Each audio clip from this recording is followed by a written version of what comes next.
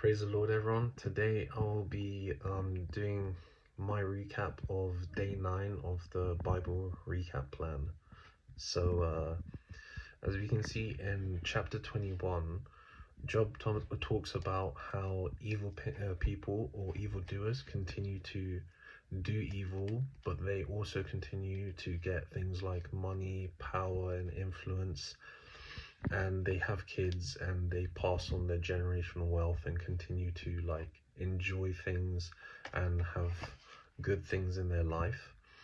And Job says that how is it these people can do evil but then still be doing well for themselves, whereas someone who is not doing well for themselves and is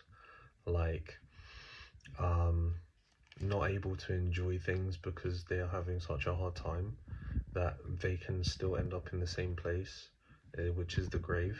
I think the enemy sometimes tells us oh, these people, they're doing well even though they're doing evil, so you don't need God to go through life.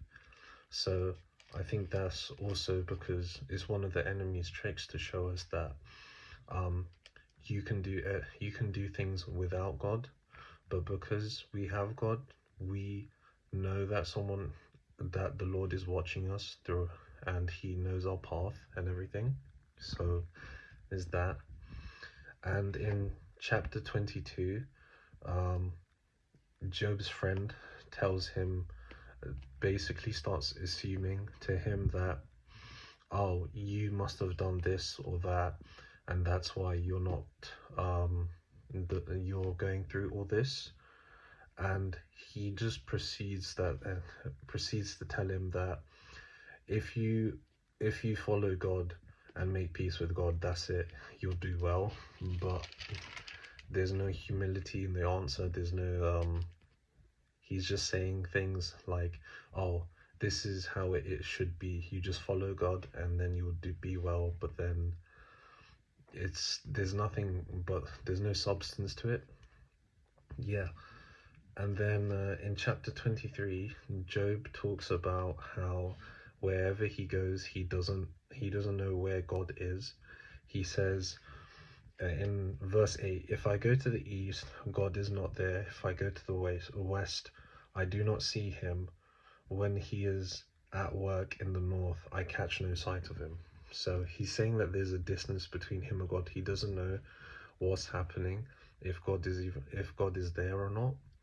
But then he also says, but God in chapter 10, but God knows the way that I take, and when he has tested me, I will come out like gold. So he knows that even though he doesn't know where God is or how far he is, he knows that God is always watching him, and he is watching this path that he takes.